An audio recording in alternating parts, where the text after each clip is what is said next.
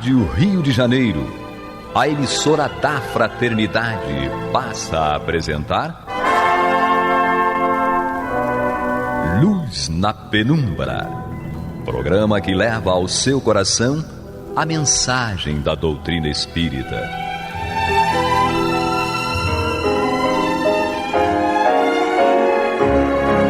E com vocês, Eduardo Araújo, para o estudo de O Livro dos Médiuns, da obra codificada por Allan Kardec.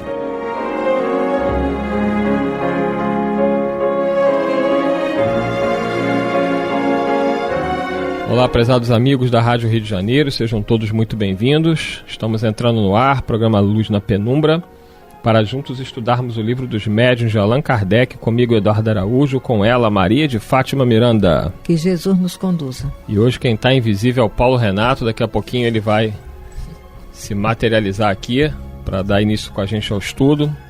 Enquanto ele não se materializa, você vai pegando o seu Livro dos Médiuns. Lembrando que nós estamos aí no item 124 do capítulo 7. Nós chegamos a iniciar na semana passada o item 124, mas só o início, então nós vamos retomar aí do começo do 124, porque nós falamos da questão da criança, né? A criança dentro da Umbanda, de como o perispírito pode assumir a configuração de uma criança. Então hoje nós vamos reiniciar aí o item 124, Kardec falando agora sobre a invisibilidade. Então, retomando, ele diz: Paulo Renato se materializou, fala um oi aí. Ah, sim, oi. Nosso Senhor Jesus Cristo nos abençoe. Estava invisível também, mas agora isso. Todos visíveis, vamos em frente. Compreende-se que o corpo possa tomar uma aparência maior do que a sua, ou das mesmas dimensões. Como, entretanto, poderia assumir uma aparência de dimensão menor, a de uma criança. Por isso que nós falamos aí de espíritos que se manifestam e com a aparência de uma criança. Não é que ele seja uma criança, mas ele quer se apresentar como uma criança. E se o médium o ver, vai vê-lo como uma criança. Só para a gente retomar, o Paulo Renato, o fio da meada do programa passado. Isso.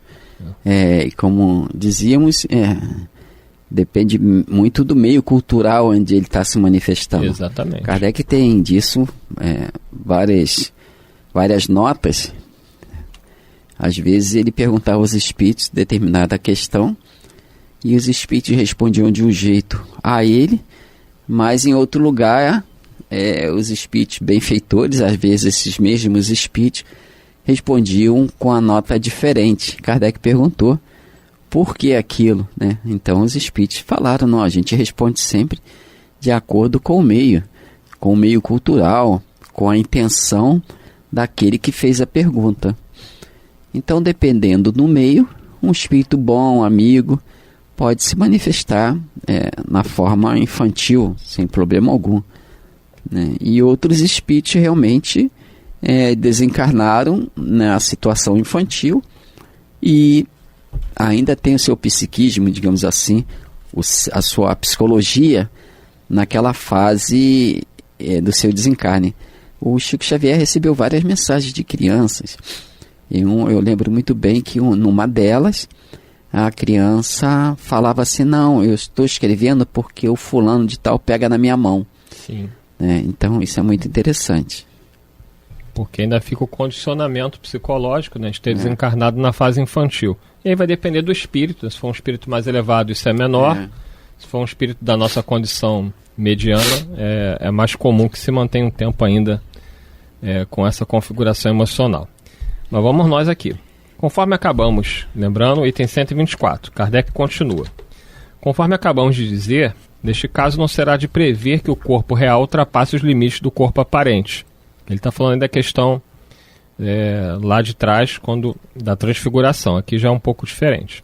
Por isso mesmo, não dizemos que o fato se tenha produzido, apenas quisemos mostrar, quando nos referimos à teoria do peso específico, que o peso aparente poderia ter diminuído. Quanto ao fenômeno em si, não afirmamos nem a sua possibilidade nem a sua impossibilidade. Supondo que viesse a ocorrer o fato de não se poder explicá-lo satisfatoriamente, não o infirmaria de modo algum. Não se deve esquecer que nos achamos no começo da ciência e que ela está longe de haver dito a última palavra sobre esse ponto, como sobre muitos outros. Afinal de contas, as partes excedentes poderiam muito bem ser tornadas invisíveis. Mais uma vez, Kardec afirma que está muito longe de haver dito a última palavra. Né? Tem gente que fala que a doutrina parou em Kardec. Se ele próprio diz que não deu a última palavra, como é que ia parar em Kardec? Digamos que... nenhuma obra estaciona no alicerce. Você tem uma intenção, né?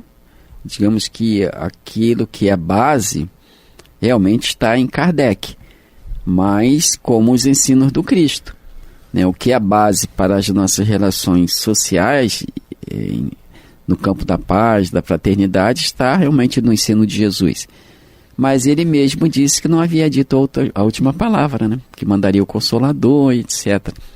Então aquilo que é base na doutrina espírita é a crença em Deus, a existência de Deus, a comunicabilidade entre os espíritos, a imortalidade da alma. Básicos, fundamentais. Esses são básicos, realmente estão, digamos assim, em Kardec. Consolidados. Agora, o desdobramento dele, a extensão dele, a gente encontra nas obras de coerência doutrinária do Chico Xavier, escritas por Chico Xavier, a obra do André Luiz. Ali tem todo um desdobramento daquilo que é fundamento na doutrina espírita. Então é importante conhecer um e o outro. Conhecendo o primeiro, que é a obra espírita, a gente entende melhor a própria obra do André Luiz. Fica difícil a compreensão quando só conhecemos um lado da explicação do fato. E lembrando que a obra de André Luiz, a gente fala André Luiz porque ele é o autor espiritual, né, que assina a obra, mas a obra não é dele, né, vem de espíritos superiores, inclusive com a supervisão de Allan Kardec. Porque é a continuidade do trabalho de Allan Kardec. Da doutrina espírita. Então o próprio Allan Kardec, junto ao Espírito de Verdade, grandes espíritos, supervisionaram a obra de André Luiz como uma obra fundamental para trazer dentro da teoria colocada nas obras básicas, de uma forma que nós pudéssemos entender, explicando essa relação direta entre o mundo espiritual e o mundo material, aquilo que está dito na teoria, como nós estamos estudando aqui, a teoria agora no Livro dos Médiuns. O próprio... Desculpa. A obra do André Luiz nos envolve naquilo que Kardec deixou na base. Quando nós colocamos que nenhuma obra estaciona no seu alicerce, estamos falando de obra divina, porque a obra humana vai estacionar nos limites humanos, mas a obra divina tem um planejamento que transcende tudo que o homem pode imaginar. O próprio Chico Xavier, se eu não me engano, teria dito que no livro, acho que é Missionários da Luz, se eu não me engano, a obra ficou parada por 1 ou 2 semanas, mais ou menos, porque os comunicantes, quer dizer, o Emmanuel, o Dr. Bezerra e o André Luiz foram chamados em esfera superior para que eles fizessem observações com relação a um capítulo especial do livro. É o capítulo sobre a reencarnação. Então, a gente aí verifica realmente que a obra do André Luiz é impessoal, né? Não pertence nem ao André Luiz, nem Emmanuel, nem Dr. Bezerra de Menezes. Ela é uma obra que ela foi planejada, idealizada nas esferas espirituais, digamos, da Terra ou fora da Terra, mas tudo tem a ver com o nosso Senhor Jesus Cristo, que é o responsável por todos nós. Então mostra muito bem isso, né? Que há vigilância em tudo.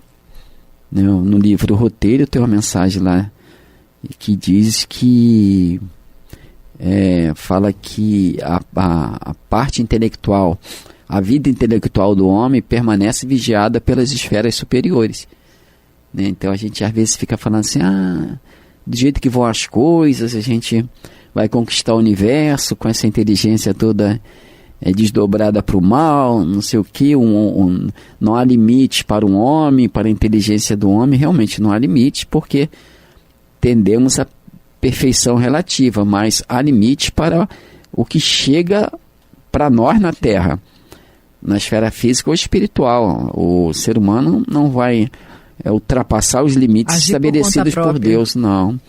Se chegamos onde chegamos, não é por conta própria.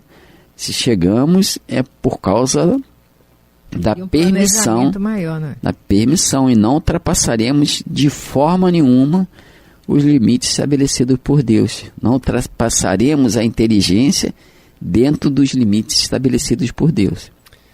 Vamos retomar aqui no último parágrafo do item 124, já para iniciar o 125, Kardec diz: a teoria do fenômeno da invisibilidade ressalta naturalmente das explicações precedentes e das que foram dadas nos itens 96 e seguintes, a respeito dos fenômenos dos transportes.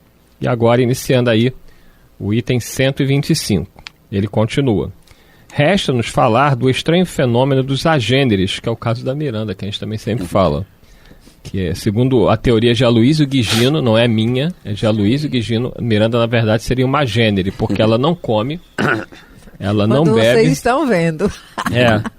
E então, segundo Aloysio, ela seria uma agênere. Vamos nós aqui ver o que é um agêneres. Que por mais extraordinário nos pareça, à primeira vista, não é mais sobrenatural do que os outros. Como, porém, já o explicamos na Revista Espírita de fevereiro de 1859, olha como foi importante o trabalho da Revista Espírita, né? Porque pôde trabalhar muitas questões aí que não caberiam na obra básica. Julgamos inútil tratar dele em detalhes aqui. Diremos apenas que é uma variedade da aparição tangível. É o estado em que certos espíritos podem revestir momentaneamente as formas de uma pessoa viva, a ponto de causar completa ilusão. Tem diversos relatos nesse sentido, né? E nós terminamos aí o capítulo mostrando que pode sim acontecer, né, uma materialização tão real que você vai ter a certeza absoluta que está lidando com alguém que está encarnado. É importante também considerar, quando a gente fala de materialização, num sentido mais amplo. Às vezes o espírito ele se materializa na esfera espiritual. E nós o vemos na esfera espiritual como se ele estivesse encarnado. A impressão que a gente tem de que é uma pessoa encarnada é tão nítida que a gente confunde. A gente fala, não, eu vi sim, me deu informação tal, me orientou tal, mas ninguém mais viu, só você que viu, né? Então o espírito estava materializado, estava realmente materializado, no sentido de que tinha todas as aparências da pessoa encarnada, mas ele não se materializou de forma visível a todos os encarnados. É porque às vezes a gente fala de materialização, só pensa na questão de a gente poder enxergar com os olhos físicos, mas muitas vezes a materialização se dá realmente na esfera espiritual. Eu estava lembrando de Jesus na estrada de Emaús. Ali foi ele ali foi um agênere, porque de alguma forma ele caminhou com eles na estrada de Emaús, chegou, reuniu, não é? Interessante. É o anjo de Tobias que também se materializa, não é? Tobias.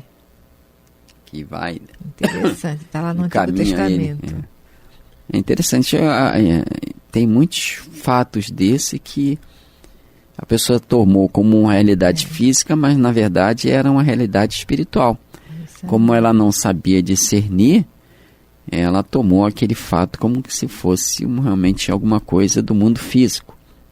Físico como nós conhecemos, mas são interferências espirituais na nossa vida, que se dão a todo instante. Quando os benfeitores julgam que seja necessário, o espírito se materializa no mundo espiritual e nos presta auxílio. E em outros casos, há materialização mesmo no corpo físico. Mas também, né, a gente só relembra que esses fenômenos não são simples. Como as esferas se interpenetram, às vezes você pode ver alguém parado falando que para você está sozinho, mas ele pode estar numa realidade, numa outra dimensão que você não faz a leitura. Não é? Eu lembrei também do quarto homem da fornalha. Fica onde mesmo nos textos sagrados? Tem a situação do quarto homem da fornalha. Tem. Que eram 3, mas eram 4 ao mesmo tempo. Tem. Quando foram ver lá, tinha mais uma pessoa lá que não se queimou e tudo. Mas essas questões são interessantes e o texto bíblico, aliás, acho que todo texto teológico ou filosófico mesmo da humanidade sempre tem alguma coisa a esse respeito. Se a gente consultar esses textos antigos de todas as religiões, filosofias, com certeza nós vamos encontrar várias experiências, vários relatos desses. Porque foi essa realidade que deu consistência e formou a religião.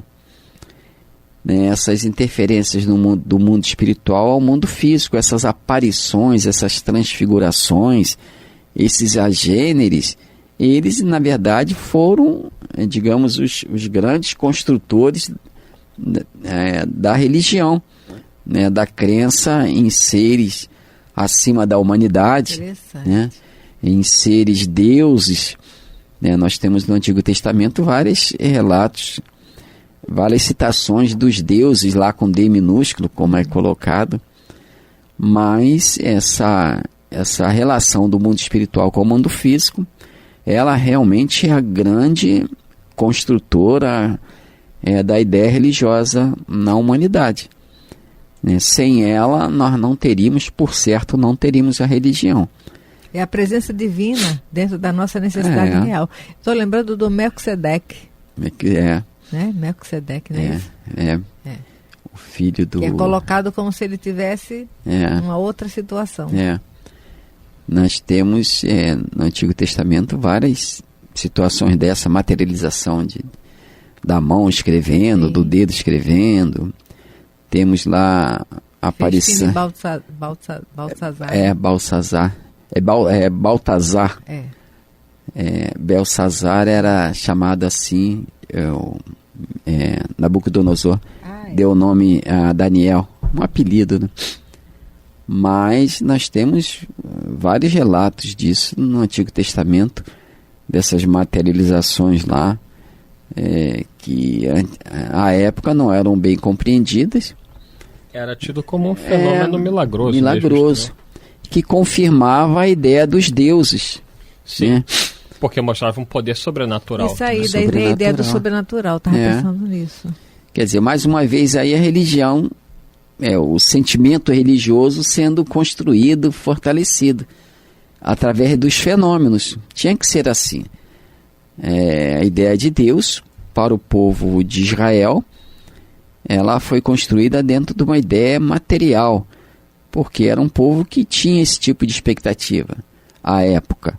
É um povo que saiu a caminhar pelo deserto. Então eles precisavam de alguma coisa material, de um Deus material, que pudesse dar água, comida, abrigo. Então, é interessante, quando nós vimos a obra Paulo Estevão, nós vimos lá num determinado capítulo que Paulo é conduzido para Roma num navio pelo centurião Júlio, que simpatizou com Paulo, né, e o defendia, mas que ali o Emmanuel relata que Paulo falava de um Deus próximo ao ser humano. O texto é esse.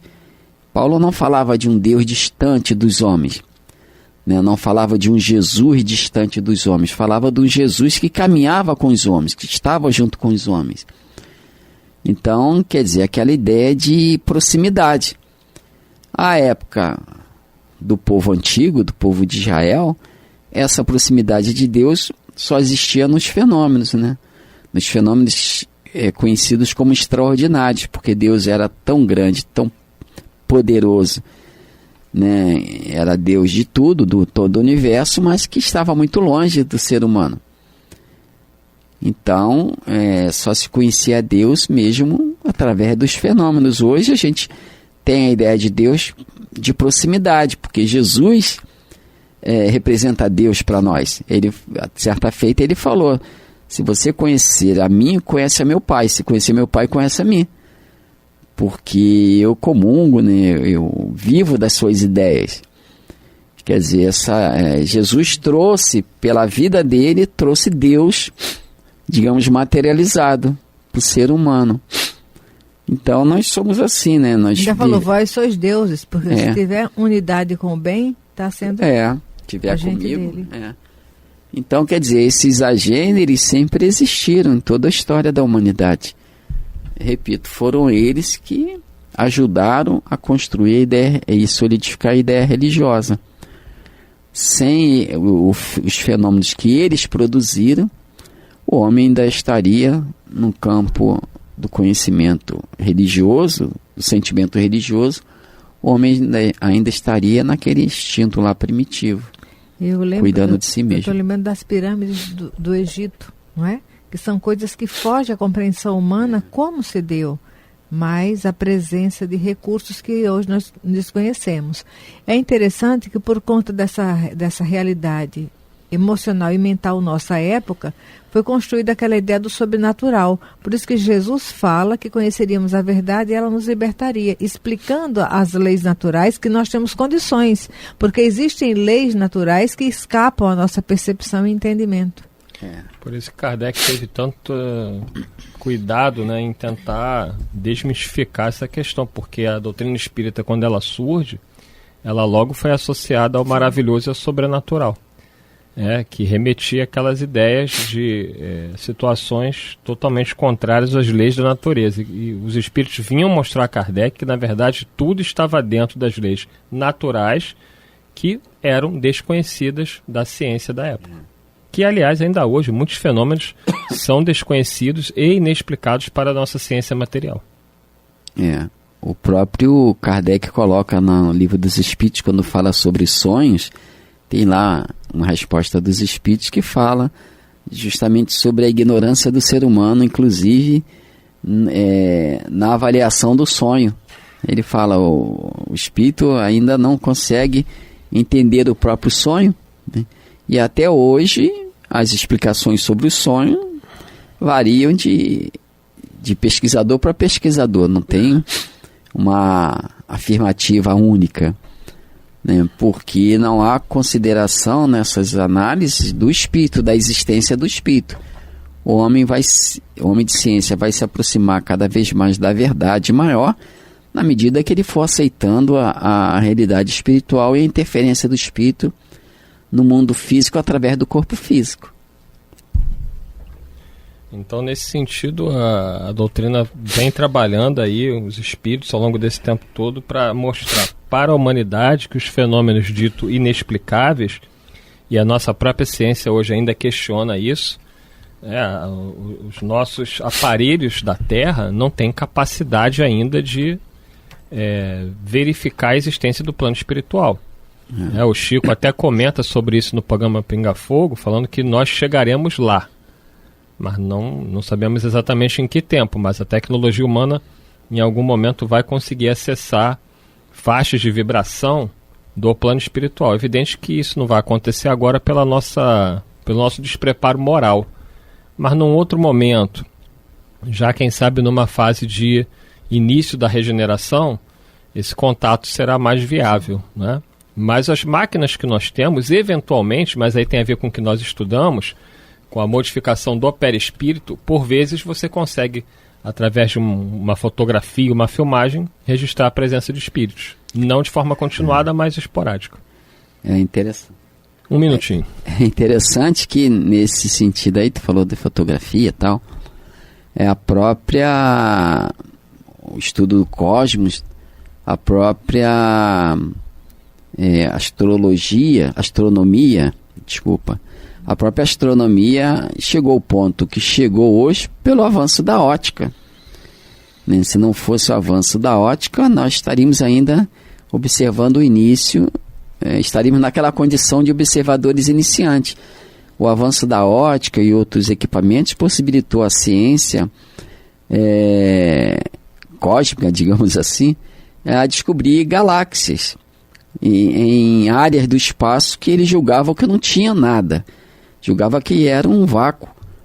Então, o avanço dos telescópios, da ótica, daqueles espelhos, né, que eles colocam lá nos observatórios, daquelas lentes, graças a isso, hoje nós temos aí registrados mais de 100 bilhões ou trilhões de galáxias, com milhões e milhões de sóis.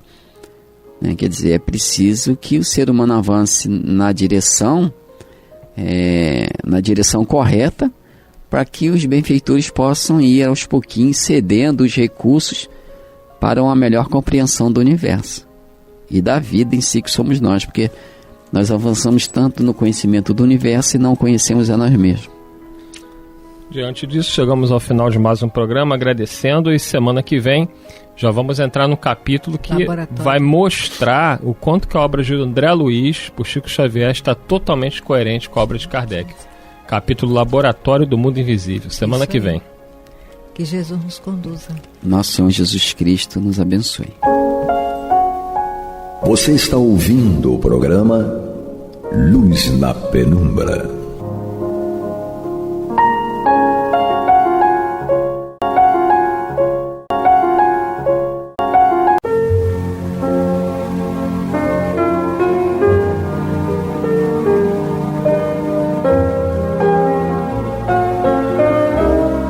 A Rádio Rio de Janeiro está levando ao seu lar e ao seu coração a mensagem consoladora da doutrina espírita, através do programa Luz na Penumbra.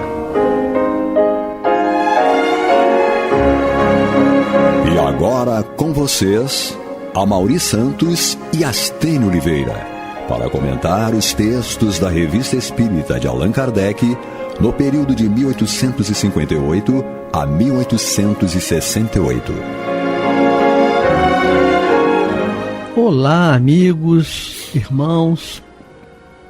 Voltamos novamente com a Revista Espírita de 1858 a 1868. Eu, Amaury Santos e Astênio Evangelista de Oliveira, para continuarmos essa trajetória, agora tem um tema novo, né? Agora tema novo. Nós estamos na Revista Espírita ainda de outubro de 1858. Mas no nosso último encontro nós falávamos sobre o mal do medo, né? E já dá medo. E já botamos a nossa barba de molho para controlar o medo, né? Uma vez que o medo pode provocar efeitos orgânicos, né? Orgânicos. Não é isso?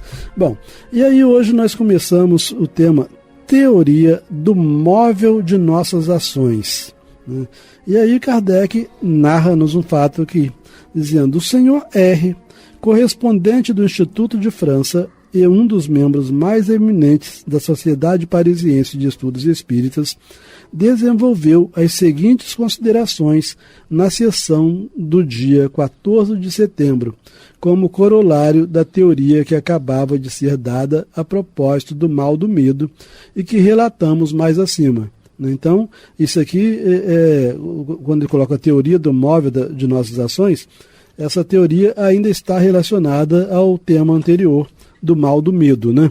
Porque agora, esse senhor R., né, que ele não diz qual é o nome, mas diz que é um dos membros mais eminentes da Sociedade Parisiense de Estudos Espíritas. Então, numa sociedade onde você tinha um Camille Flammarion, né, um dos mais eminentes era um figurão, esse senhor R. aqui, né? Então ele fala: o senhor R., correspondente do Instituto de França e um dos membros mais eminentes da Sociedade Parisiense de Estudos Espíritas, desenvolveu as seguintes considerações na sessão do dia 14 de setembro, como corolário da teoria que acabava de ser dada a propósito do mal do medo, e que relatamos mais acima. Aí agora ele abre aspas, porque é para apresentar as considerações do senhor R. Tá, ok? Então o que a gente vai ver agora são as considerações desse senhor R. Resulta de todas as comunicações que nos são dadas pelos espíritos, que eles, os espíritos, exercem uma influência direta sobre nossas ações, uns nos induzindo ao bem, outros ao mal. São Luís acaba de dizer-nos, aí ele coloca 2 pontos e abre aspas para colocar as palavras do São Luís: os espíritos malévolos adoram rir, acautelai-vos.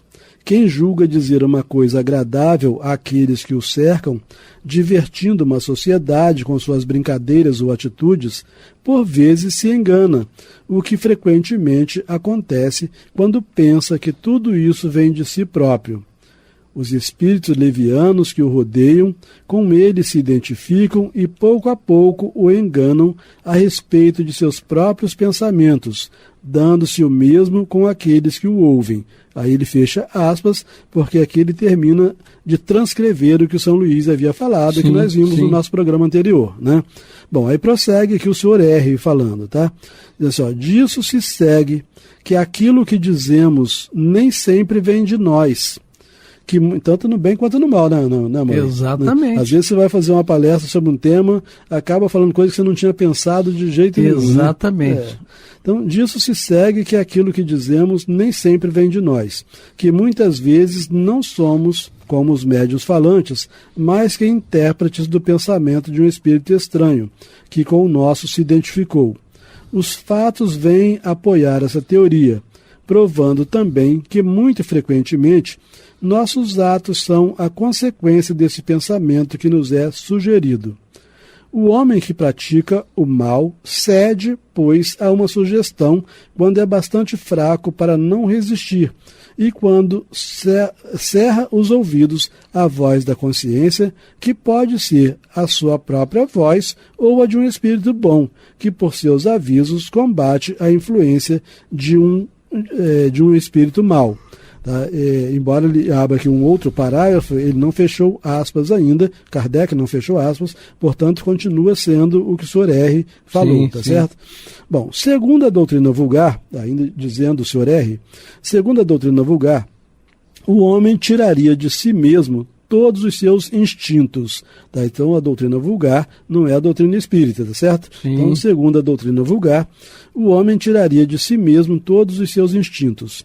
Proviriam esses instintos tanto de sua organização física, da qual não poderia ser responsável, porque se vem da organização física, não fomos nós que criamos a nossa organização física, então não seríamos responsáveis pelos nossos instintos, né?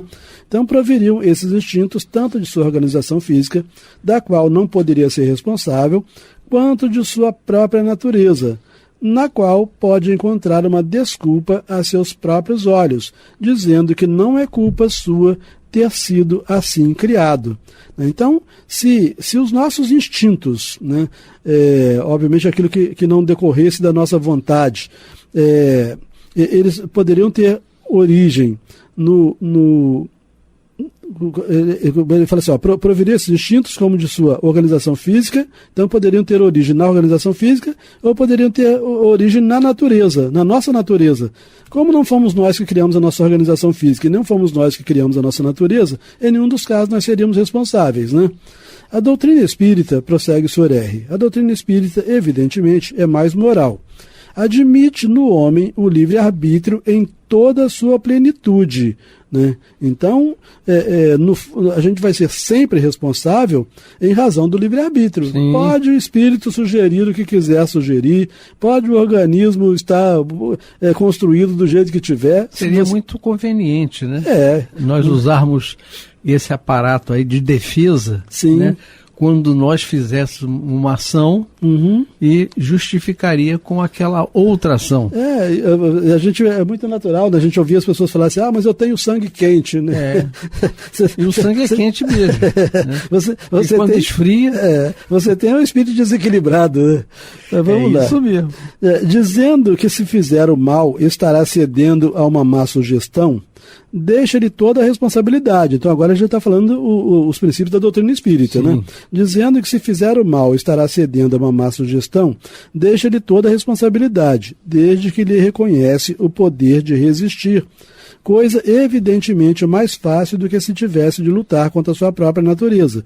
Porque se é uma mera sugestão, é mais fácil eu não aceitar a sugestão.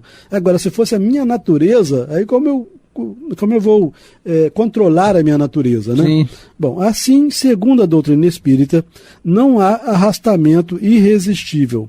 O homem pode sempre fechar os ouvidos à voz oculta que, em seu foro íntimo, o convida ao mal, da mesma forma que os pode fechar a voz material daquele que lhe fala. Então, do mesmo modo que um amigo aqui na Terra pode me sugerir que eu pratique determinado ato, que eu não concordo e eu não pratico, não vai ser porque tem um espírito sugerindo que eu tenho que necessariamente praticar, né?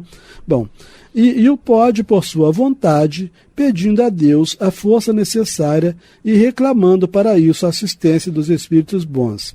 É o que Jesus nos ensina em sua sublime oração do Pater, que é o Pai Nosso, né? Quando nos faz dizer: não nos deixeis cair em tentação, mas livrai-nos do mal. Aqui, então, o Sr. R. fecha aspas, né? Então, daquilo que Kardec transcreveu, que era a posição do Sr. R., né, termina aqui. Aí entra Kardec, então, dizendo o seguinte: quando tomamos para texto de uma de nossas perguntas a pequena anedota que acabamos de relatar, anedota, só quem assistiu o programa anterior que sabe qual é, né? Que foi aquela do rum do médico que esqueceu lá no carro, né? Bom, então quando tomamos para texto de uma de nossas perguntas a pequena anedota que acabamos de relatar, não imaginávamos os desdobramentos que iria ter. Então ele resolveu fazer a pergunta lá ao São Luís e não imaginava que ia ter tanto interesse por essa questão, né? Estamos duplamente felizes pelas belas palavras que ela mereceu de São Luís e de nosso honrado colega. Se desde muito tempo não tivéssemos consciência da elevada capacidade deste último, do colega, né, e de seus profundos conhecimentos em matéria de espiritismo, seríamos tentados a crer que se deve a ele a aplicação daquela teoria e que dele se serviu São Luís para completar o seu ensinamento. Vamos acrescentar nossas próprias reflexões. Então, Kardec está dizendo o seguinte: se ele não conhecesse muito profundamente aquele colega lá da Sociedade Parisiense de Estudos Espíritas, sabendo que ele era muito estudioso, muito sério, competente, né? Uma pessoa séria. Isso. Ele concluiria que ele foi simplesmente instrumento do São Luís para completar a teoria dele, né? Mas ele fala assim, o camarada lá, o Sr. R., ele podia por ele mesmo, né, fazer esse pensamento, né? Construir esse pensamento. Bom, aí prossegue Kardec então dizendo o seguinte: essa teoria da causa excitadora de nossos atos evidentemente ressalta de todo o ensino dado pelos espíritos. Não apenas é de sublime moralidade, mas ainda reabilita o homem aos seus próprios olhos. Mostra-o livre para sacudir o jugo do obsessor. Isso é extremamente interessante, né? Alegar que os obsessores não me deixam e eu vou beber por causa do obsessor, né? Isso não tem fundamento. Como nós, seres humanos, colocamos a culpa nos outros, né? Sim. Nos outros que a gente vê e também nos outros que a gente não vê. Né? Então, para ir beber, a culpa é do obsessor. O né? Clever me induziu a beber. Ele não pode me induzir. Tá chamando o Clever de obsessor? Não. Ele bebeu café. Tá, beber café, né? Então, mas aí, olha só. Então ele fala assim: mostra-o livre para sacudir o jugo do obsessor. Então, assim, é muito comum que as pessoas que têm o vício do alcoolismo, por exemplo, culpem o obsessor, né, por ele não consegue romper com aquele vício, com aquela dependência, esse tipo de coisa. Mas é interessante que se o obsessor o induzisse a entrar num chiqueiro e comer aquelas coisas lá, ele não comeria, né? Ele resistiria. Mas para tomar a cachaçinha ele não resiste, né? No fundo a gente faz aquilo que a gente gosta, certo? Bom, então vamos lá. Mostra o livre para sacudir o jugo do obsessor, da mesma forma que também é livre para fechar sua casa aos importunos. Já não se assemelha a uma máquina agindo por um impulso independente da vontade. É um ser que raciocina, ouve, julga e escolhe livremente entre dois conselhos. Então, já que nós nunca perdemos, exceto quando chegamos no estado de loucura mesmo, né? E aí você já não pode fazer muita escolha, né? Que já enlouqueceu. Mesmo assim, você continua responsável, porque você não deveria, não teria que necessariamente chegar ao estado de loucura. Você só chegou ao estado de loucura porque você foi admitindo, né, determinadas condutas anteriores e mental até chegar nesse ponto, né? Então você não deixa de ser responsável, mesmo praticando atos no estado de loucura. Obviamente que essa responsabilidade pode estar reduzida em razão da situação. Se você no estado de loucura se suicida, né, você vai ser muito menos responsável, não vai ser irresponsável, mas vai ser menos responsável do que se você se suicida sem estar no estado de loucura, né? Bom, acrescentemos que, a despeito disso, o homem não está privado de sua iniciativa, não deixando de utilizá-la por movimento próprio, desde que, em última análise, nada mais é que um espírito encarnado, conservando sob o envoltório corporal as qualidades e os defeitos que possuía como espírito. Então ele está dizendo assim, bom, tem um espírito me induzindo ao mal, eu também sou espírito. Então, do mesmo modo que um homem induzindo outro homem, você só aceita a indução se você quiser, um espírito induzido ao homem também equivale a um espírito induzindo um espírito, porque o homem também é espírito, né? Então você aceita se você quiser. Exatamente. As faltas que cometemos têm, pois, sua fonte primeira na imperfeição de nosso espírito, que ainda não alcançou a superioridade moral que terá um dia, mas que, concedida para se purgar das imperfeições por meio das provas que nela sofre, e são precisamente essas imperfeições que o tornam mais frágil e mais acessível às sugestões de outros espíritos imperfeitos, que se aproveitam para tentar fazê-lo sucumbir na luta que empreende. Então, o que importa destacar aqui é que espíritos malévolos existem sim, né, e existem em grande quantidade, mas isso não nos expõe a riscos efetivos, né? Porque no final das contas há que prevalecer o seu livre-arbítrio. Isso, a nossa vontade. Tranquilos? Se sair vencedor, elevar-se-á. Se fracassar, continuará o que era. A gente lembra o Divaldo Franco, né, com aquele obsessor terrível dele, né, que estava há séculos... Ele, 500 anos. Isso, estava há séculos no encalço dele. Ele nunca deixou de ser um brilhante orador por causa daquele obsessor perturbando, né? Bom, se sair vencedor, elevar-se-á. Se fracassar, continuará o que era, nem pior, nem melhor. É uma prova a recomeçar, podendo durar, assim, muito tempo. Então ninguém se torna pior numa existência do que foi a existência anterior, né? Você nasce com o objetivo de melhorar. Você pode evoluir, progredir. Isso. Nós estamos em progresso. Você pode até não conseguir isso, né? Faltou vontade, paralisa o progresso. Mas voltar para trás, tornar-se pior do que você era, isto não, né? Bom, quanto mais se depurar, mais diminuirão seus lados fracos e menos se entregará àqueles que o instigam ao mal. Sua força moral crescerá em razão de sua elevação, e os espíritos maus se afastarão. Então, no próprio caso do Divaldo, né, que nós acabamos de mencionar, depois, sei lá, de 40 anos de perturbação daquele espírito, ele resolveu cessar, né? Isso em razão do crescimento do Divaldo, né? Que no caso específico recebeu lá na Mansão do Caminho a mãe desse espírito obsessor reencarnada, né? Que era uma criança horrorosa. Eu me lembro da história dele, que a criança foi achada num lixo, né? Aí ele se aproximou e disse assim: você vai cuidar dessa criança? O obsessor falou, né? Eu vou cuidar como se fosse a minha filha. Tá? Aí ele disse: essa criança foi minha mãe. Aí depois ele, brincando, falou assim: então vai levar muita palmada. Então vamos lá, gente. Prossegue o Kardec aqui no tema Teoria do Móvel de Nossas Ações, né? Deixando-se muito claro que, no fundo... Nós temos responsabilidade. Isso, Então, já está no último parágrafo aqui do tema, em Kardec fala o seguinte: quais são, pois, esses espíritos maus? Serão aqueles que chamamos demônios, né, que a igreja chama de demônios, né?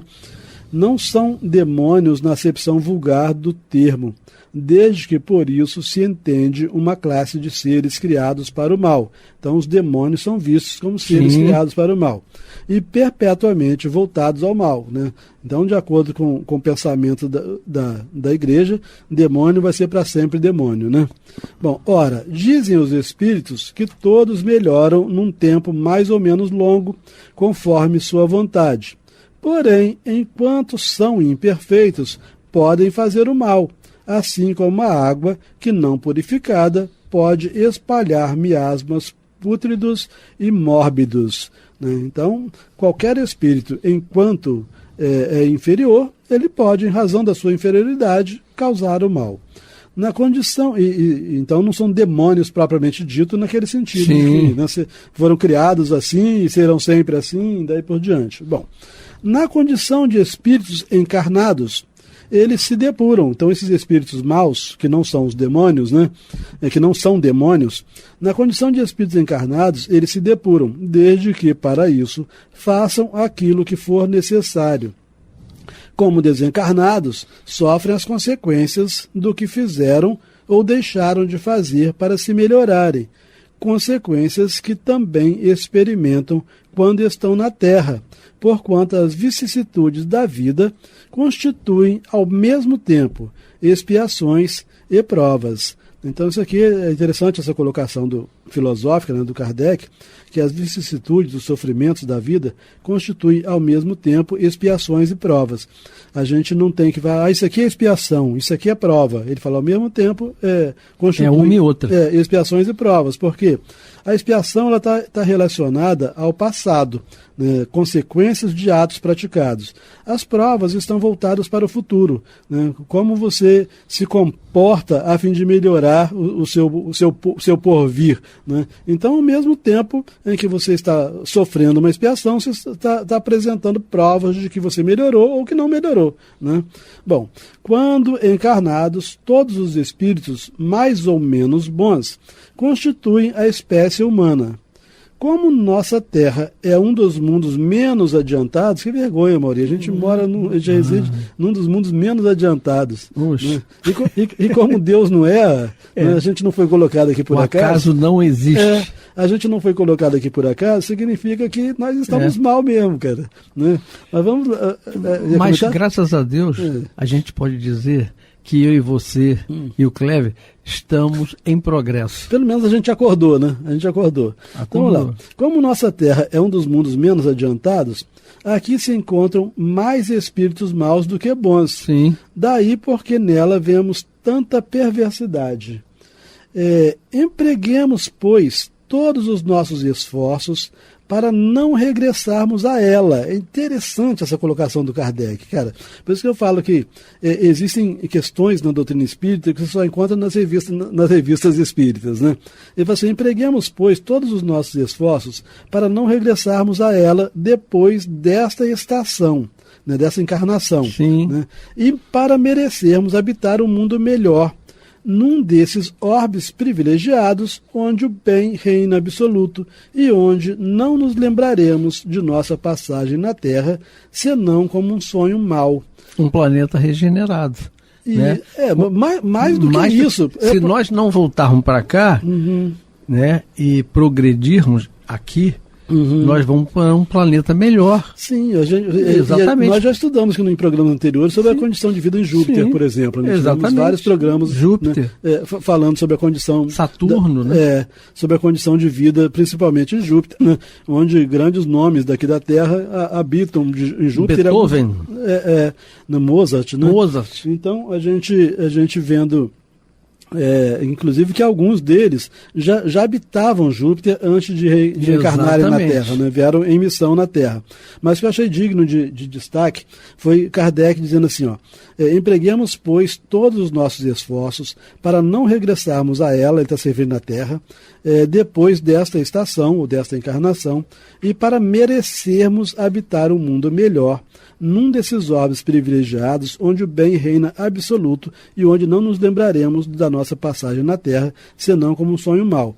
Kardec, então, deixando claríssimo, né, que é possível que esta nossa atual encarnação seja a nossa última encarnação na Terra. Perfeito. Né, a depender dos nossos esforços. Dos nossos atos, né? Isso, Uma vez que nós revelemos que nós não nos parecemos mais com os habitantes da Terra, que nós agimos de modo superior aos habitantes da Terra, nós podemos estar certos de que a probabilidade de virmos a ser trasladados para reencarnar em mundos superiores é muito grande. É como foi convidado Bezerra de Menezes. Né? E ele, por livre-arbítrio, declinou.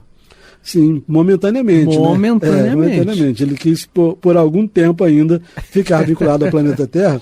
Agora, é interessante que, desde aquele momento, ele nunca mais reencarnar ele não reencarnou. Não. E muito provavelmente nem reencarnará, né? Porque ele não tem mais nenhum compromisso com reencarnação na Terra. Exceto se ele quiser alguma missão, né? Gosta de sofrer, né? Ele quiser ainda reencarnar em missão. Mas não precisa mais reencarnar na Terra. Exatamente. Ele precisa reencarnar, mas não na Terra. Então, muito provavelmente, daqui a algum tempo, estará em Júpiter. E acabamos, Nosso né? tempo acabou, infelizmente. Infelizmente, mas vamos depois retornar, logo. Isso. Eu, Amaury Santos. E Astênio Evangelista de Oliveira. Acompanhados do nosso irmão Clever, que fica no apoio técnico. Então, meus irmãos, terminamos a Revista Espírita de 1858 a 1868. Logo voltaremos. Muita paz.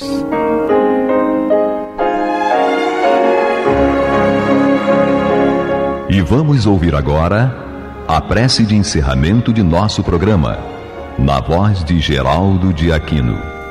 Jesus, dá-nos coragem para a luta, piedade para os insultos e misericórdia para as injustiças e ingratidões.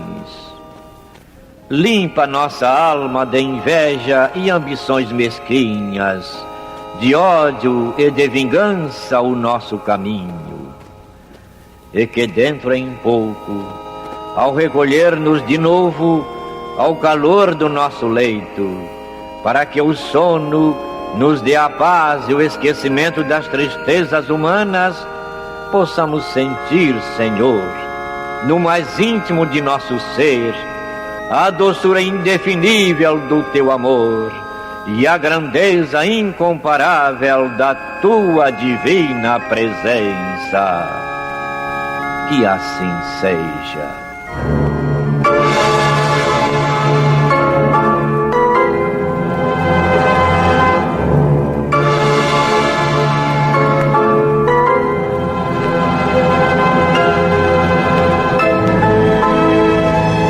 Acabamos de apresentar o programa Luz na Penumbra, que voltará a ser apresentado amanhã às 21 horas nesta emissora.